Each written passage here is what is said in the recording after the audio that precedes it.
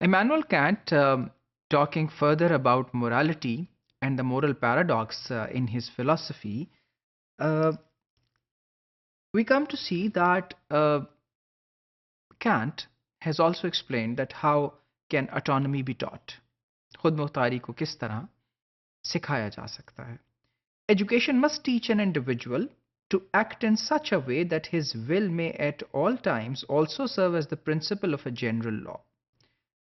और Emmanuel cantt का ये कहना है कि तालीम को इस तरह सिखाना चाहिए और तालीम को एक शख्स को इस तरह समझाना और बताना चाहिए कि वो ऐसे एक्ट करे जहां उसकी अपना इरादा, उसकी अपनी विल को हमेशा सर्व करना चाहिए as the principle of a general law, खुद में एक मुकम्मल और जामे कानून के तौर पे। सो आपको एजुकेशन ये सिखाती है कि आप अपने ही अंदर एक जनरल लॉ जो है उसको डेवलप करें और आपकी जो विल है समझे कि आपके अंदर ही एक कानून डेवलप हो रहा है और कानून मौजूद है।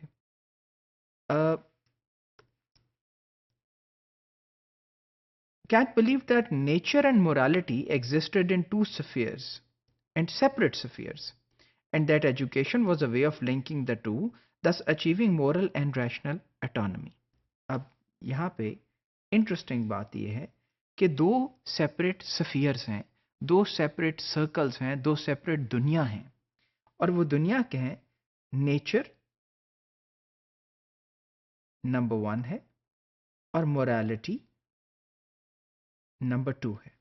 So these are exist in two separate spheres. ये जो दो चीज़ें हैं नेचर और मोरालिटी, इखलाकियात और आपके अंदर की कुदरती सलाहियतें, ये दो सेपरेट वर्ल्ड्स में हैं, ये दोनों अलग अलग हैं।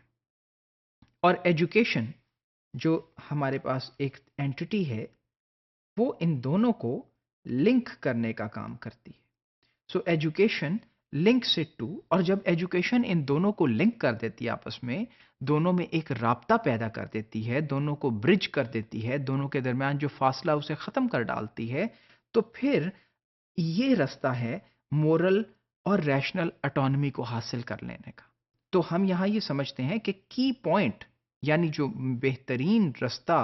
और जो हमारे पास कलीद है कामयाबी की, वो एजुकेशन है, to link the two worlds and thus we reach the moral